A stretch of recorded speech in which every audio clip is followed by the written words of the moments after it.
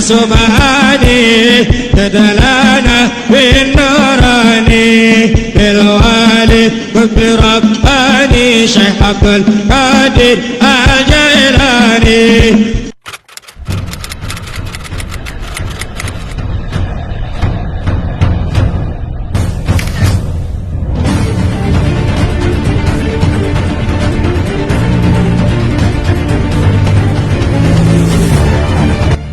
Assalamualaikum warahmatullahi wabarakatuh. Sahabat keramat wali, di pembahasan video kali ini kami akan membahas sejarah Empang Bogor dan keramatnya Habib Abdullah bin Muhsin Al-Atas. Masjid An-Nur Empang atau yang lebih dikenal dengan Masjid Keramat Empang Bogor adalah salah satu masjid tertua yang ada di Kota Hujan, yakni terletak di Jalan Lolongok, Kelurahan Empang, Kecamatan Bogor Selatan, Kota Bogor, Jawa Barat. Masjid ini dibangun sekitar tahun 1828 Masehi, dibangun oleh seorang ulama besar pada masanya, yaitu Habib Abdullah bin Muhsin Al-Atas yang berasal dari Hadramaut, Yaman. Kenapa dijuluki Empang? Karena dahulu area sekitar masjid itu dikelilingi oleh empang, maka dijulukilah oleh masyarakat sekitar menjadi Empang Bogor. Di tempat inilah Habib Abdullah bin Muhsin Al-Atas juga dimakamkan bersama anak-anaknya, yaitu Al-Habib Muhsin bin Abdullah Al-Atas, Habib Jen bin Abdullah Al-Atas, Habib Husain bin Abdullah Al-Atas, Habib Abu Bakar bin Abdullah Al-Atas, Syarifah Nur binti Abdullah Al-Atas, dan makam murid kesayangannya, yaitu Habib Alwi bin Muhammad bin Thohir. Selain itu, ada pula seorang ulama yang dimakamkan di sini, yaitu Habib Abdurrahman bin Ahmad As-Segaf, yakni pimpinan Pondok Pesantren Al-Busra Depok. Namun demikian, apakah sedulur semua tahu sejarah Empang Bogor dan keramatnya Habib Abdullah bin Muhsin Al-Atas? Nah, jika belum tahu, berikut akan kami bahas sejarah Empang Bogor dan keramatnya Habib Abdullah di video ini.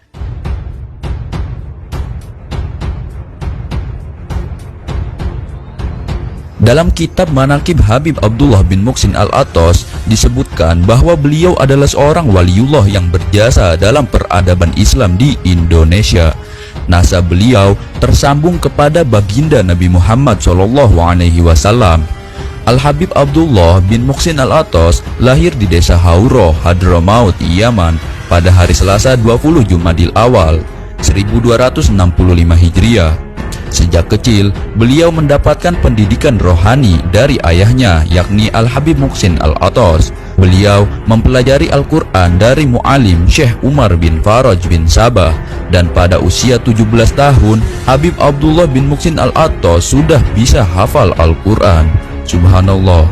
Di antara guru-guru beliau, yakni Habib Abu Bakar bin Abdullah Al-Atas, Habib Soleh bin Abdullah Al-Atas, dan masih banyak lagi ulama-ulama besar yang menjadi guru beliau. Awal kedatangannya ke Jawa, Habib Abdullah bin Muhsin memilih Pekalongan sebagai kota tempat kediamannya. Guru beliau Habib Ahmad bin Muhammad Al-Atas banyak memberi perhatian kepadanya. Saat ini, di samping Masjid Empang masih berdiri rumah peninggalan sang pendiri masjid yang kini ditempati oleh keturunannya. Jika ingin mengunjungi rumah tersebut memang tak mudah karena dijaga oleh Khalifah Empang yang merupakan keturunan beliau. Khalifah ini diamanahi untuk menjaga masjid, makam, dan rumah Habib Abdullah, sehingga kunjungan ke rumah tersebut harus seizin Khalifah Empang tadi. Rumah seluas 200 meter persegi yang merupakan peninggalan Habib Abdullah. Rumah ini menyimpan benda-benda peninggalan Habib Abdullah bin Muhsin Al-Atas, yaitu gamis, sorban, tempat tidur, dan tongkatnya beliau. Di antara kitab karangan Habib Abdullah bin Muhsin Al-Atas adalah Fathur Rabbaniyah, Ratibul Atas, dan Ratibul Hadad. Dua kitab terakhir sering diajarkan setiap maghrib secara rutin kepada murid-muridnya ketika beliau masih hidup. Tak heran, sampai saat ini banyak di kalangan para masyarakat dan para santri sering membacakan Ratibul Atos dan Ratibul Hadad. Namun demikian, apakah kalian tahu di antara karomah Habib Abdullah bin Muhsin Al-Atos? Langsung saja kita bahas di video ini. Karomah Habib Abdullah bin Muhsin Al-Atos. Dalam perjalanan hidup Habib Abdullah bin Muhsin Al-Atos, beliau pernah dipenjara oleh pemerintah Belanda. Tentu pengalaman beliau ini merupakan kehendak Allah, sebab nasib serupa juga pernah dialami Nabi Yusuf alaihi salam yang sempat mendekam dalam penjara selama beberapa tahun. Namun setelah keluar dari penjara, ia diberi kedudukan tinggi oleh penguasa yang telah memenjarakannya. Selama di penjara, kemuliaannya makin nampak dan mengundang banyak pengunjung untuk bersilaturahim. Kedatangan banyak orang ini pun mengherankan pimpinan penjara dan penjaganya. Bahkan mereka pun ikut mendapatkan keberkahan dan manfaat dari kebesaran beliau. Selama di penjara, banyak pengunjung yang meminta didoakan. Para penjaga pun kewalahan menghadapi pengunjung yang semakin ramai itu, lalu mengusulkan kepada kepala penjara agar segera membebaskan beliau. Namun ketika usulan ditawarkan, Habib Abdullah justru menolak dan memilih menunggu hingga selesai masa hukumannya.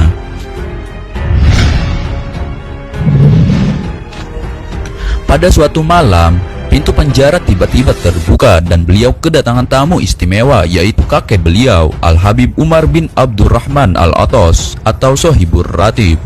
Saat kejadian itu, kakek beliau berkata, "Jika engkau ingin keluar penjara, keluarlah sekarang.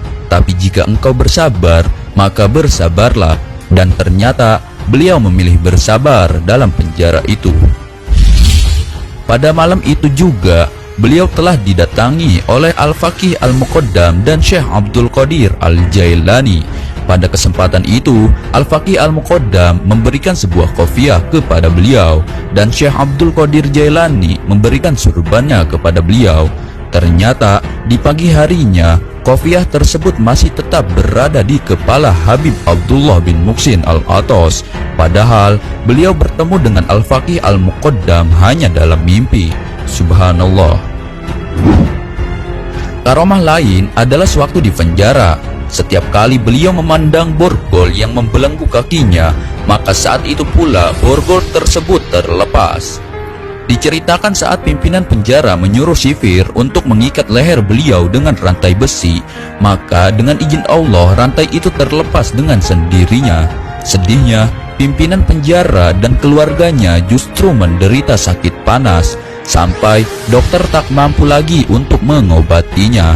Akhirnya, pimpinan penjara sadar kalau sakit panas itu disebabkan karena telah menyakiti Al-Habib Abdullah bin Muhsin Al-Atos.